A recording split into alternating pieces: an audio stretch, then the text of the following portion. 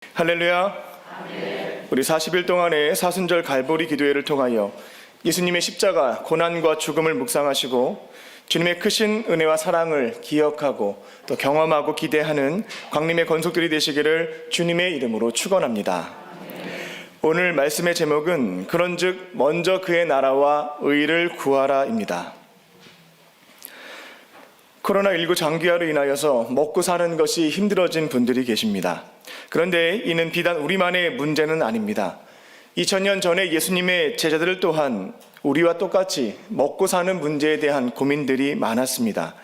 예수님은 이와 같은 문제에 대해서 고민을 하고 있었던 제자들에게 마태복음 6장 33절을 통해서 해결책을 제시해 주십니다.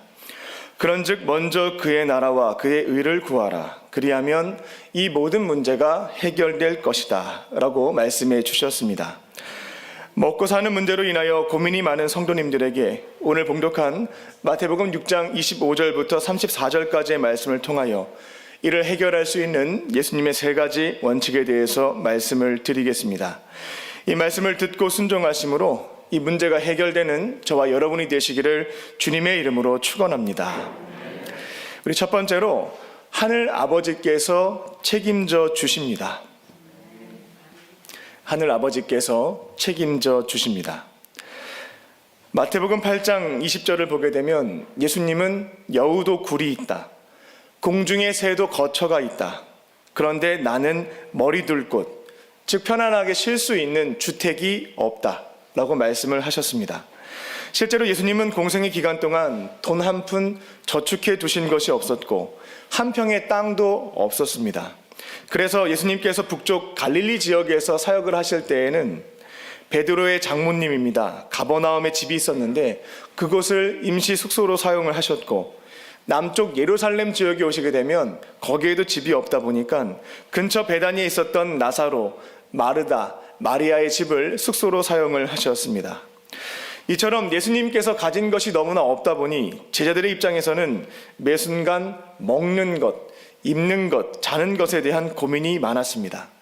그리고 예수님도 30대셨지만 예수님을 따랐던 제자들도 20, 30대 사람들이었기 때문에 이렇게 예수님을 믿고 따르게 되면 앞으로 안정적으로 살 수 있을까? 이러한 실제적인 고민들이 있었을 것입니다. 그런데 예수님은 이처럼 먹고 사는 문제에 대해서 염려하고 있었던 제자들에게 25절을 보게 되면 아무것도 염려하지 말라라고 말씀을 하십니다. 그리고 제자들에게 공중에 나는 새들을 한번 바라보라 라고 말씀하십니다.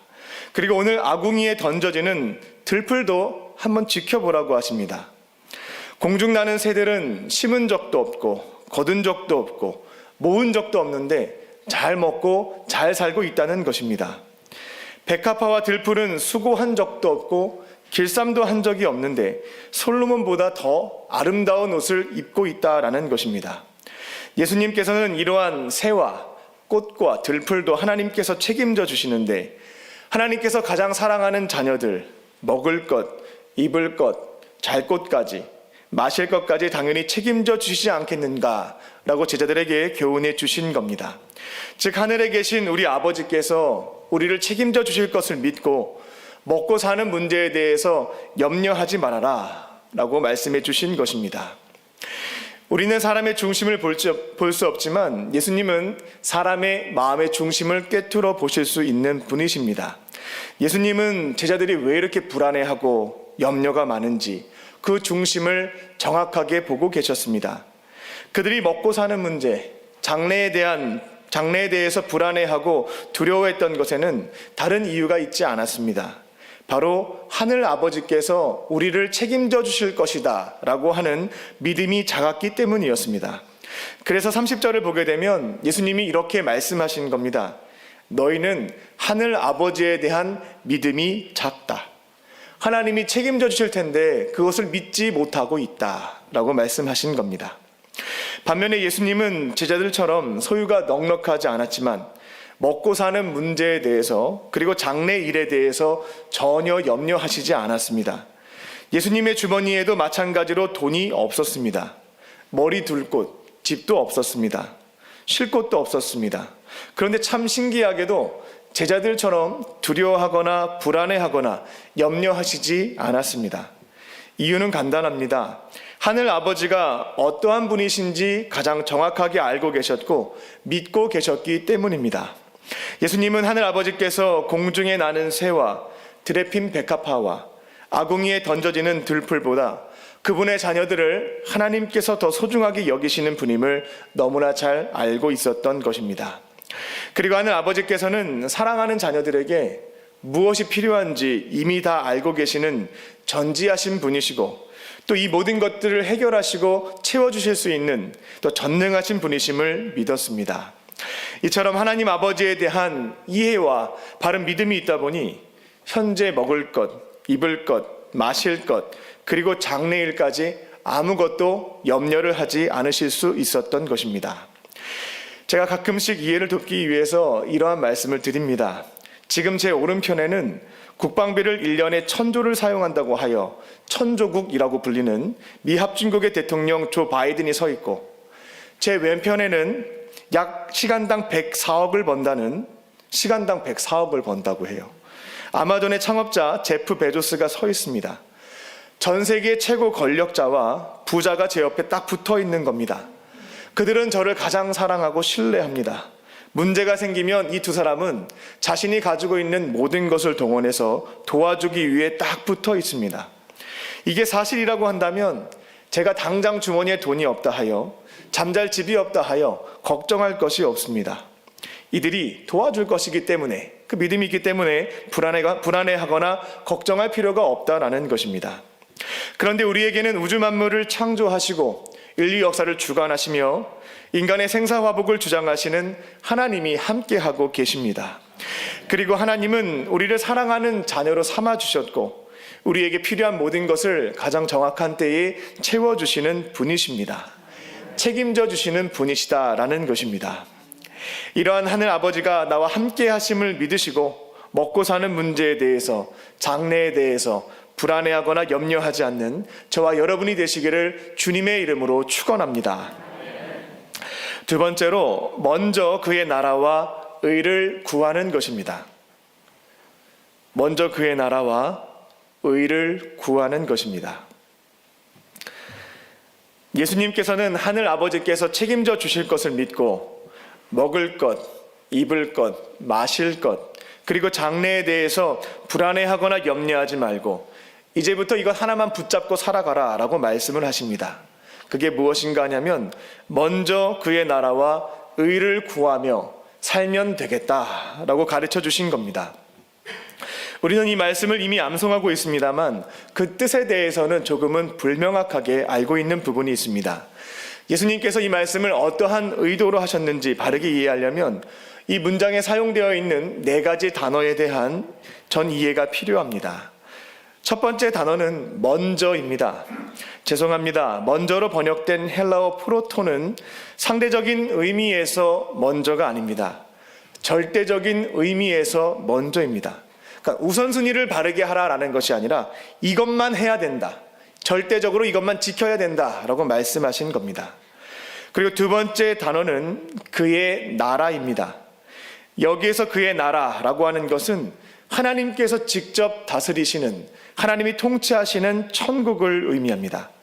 그리고 신구약 성경에서 하나님 나라, 이 천국이라고 하는 것은 장소의 개념이 아니라 통치의 개념입니다.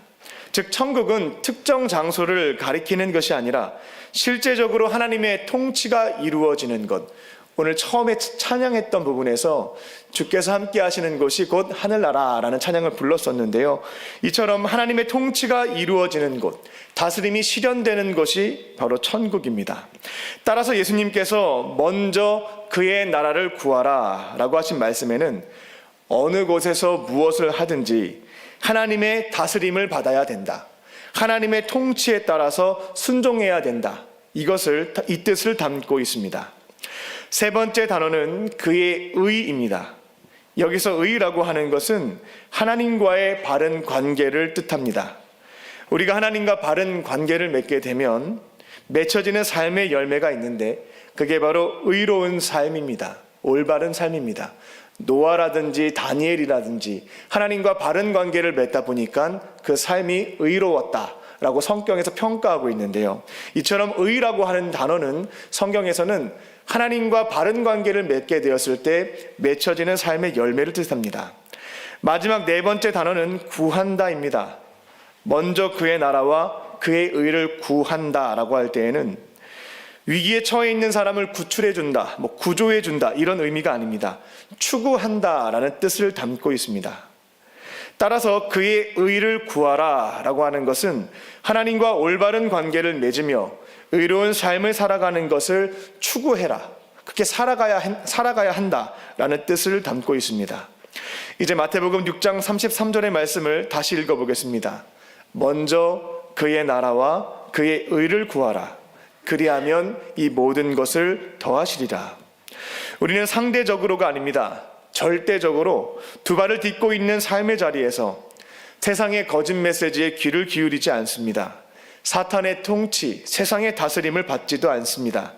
절대적으로 하나님의 다스림, 하나님의 말씀의 통치를 받으며 살아갑니다. 그리고 말씀과 기도를 통해서 살아계신 하나님과 바른 관계를 맺으며 하나님께서 원하시는 삶을 살아갑니다. 하나님이 기뻐하시는 일들을 행하고 슬퍼하시는 일, 책망하시는 죄들을 줄여가는 것입니다. 이렇게 나에게 주어진 가정에서 또 교회에서 일터에서 먼저 그의 나라와 의를 구하게 되면 우리 하늘 아버지께서는 먹고 사는 문제를 그리고 장래까지 책임져 주실 줄로 믿습니다. 마태복음 6장 33절이 진리임을 믿으시고 순종하심으로 이 모든 것을 더하여 주시는 하나님의 은혜 가운데 살아가는 저와 여러분이 되시기를 주님의 이름으로 축원합니다. 끝으로 현재의 삶에 충실하시기 바랍니다. 현재의 삶에 충실하시기 바랍니다. 어떠한 분들은 과거에 얽매여서 오늘 주어진 선물입니다. 현재를 살아가지 못합니다. 그리고 안타깝게 미래까지 망쳐버리는 경우가 있습니다. 오늘 본문 34절 하반절을 보게 되면 예수님께서는 한날의 괴로움은 그날로 끝내버려라 라고 말씀을 하십니다. 지나간 실수와 잘못, 아픔과 상처는 그날로 끝내버릴 것을 말씀하시는 겁니다. 한날의 괴로움은 그날로 끝나야지 오늘까지 그리고 미래까지 영향을 미쳐서는 안 된다라는 것입니다. 그리고 믿음의 사람들에게는 모든 것을 합력하여 선을 이루시는 하나님이 함께하고 계십니다. 지나간 과거는 모든 것을 합력하여 선을 이루실 수 있는 능력을 가지고 계신 전능하신 하나님께 맡겨드리시고 이제 우리는 지금 오늘 하루를 살아가는 것입니다. 그리고 어떤 분들은 불확실한 미래에 대해서 불안해하십니다. 앞으로 나는 잘 살 수 있을까? 나는 행복하게 살 수 있을까? 알 수 없는 미래로 인하여 불안해하며 마찬가지로 오늘 하루를 망치는 분들이 계십니다. 그런데 우리 곁에는 여호와 이레 하나님께서 함께 하십니다. 여호와 이레 하나님께서는 우리에게 필요한 것을 이미 다 예비해 두고 계십니다. 아브라함이 이삭을 번제물로 바치려고 했을 때 하나님은 멈춰라 라고 말씀하셨고 수풀에 예비해 두셨던 순양을 번제로 드리라고 말씀하셨습니다. 아브라함은 하나님께서 이미 필요한 번제물을 예비해 두셨구나 라는 뜻에서 여호와 이레를 찬양했습니다. 우리 하나님은 아브라함만 사랑하시지 않습니다. 저와 여러분도 동일하게 사랑하시며 우리 인생에 필요한 것을 마찬가지로 예비해 놓으신 여호와 이레 하나님이신 줄로 믿습니다. 예수님께서는 미래에 대해서 불안해하는 분들에게 34절의 말씀을 통해서 이렇게 가르쳐 주십니다. 내일 일을 염려하지 말라. 내일 일은 내일이 염려해 줄 것이니까 너희는 오늘 하루 잘 살면 된다. 이 말씀을 주셨습니다. 하나님께서는 우리에게 가정과 교회와 일터 또 학교를 허락해 주셨습니다. 그 자리에서 오늘 하루 먼저 그의 나라와 의를 구하며 살아가는 것에 집중하실 줄로 믿습니다. 지나간 과거는 합력하여 선을 이루시는 하나님께 맡겨드리시고 불안한 미래는 여호와 이레 하나님께 맡겨두실 줄로 믿습니다. 이제 우리에게 주어진 것은 오늘 하루의 삶입니다. 우리에게 주어진 자리에서 절대적으로 하나님의 통치에 따라 순종하며 또 하나님의 통치가 기록되어 있는 성경 말씀에 순종하며 말씀과 기도를 통해 하나님과 바른 관계를 맺으며 가정과 교회와 일터에서 하나님이 기뻐하시는 일을 행하고 책망하시는 죄를 줄여가실 줄로 믿습니다.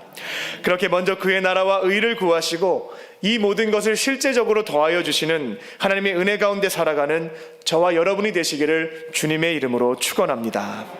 기도하겠습니다.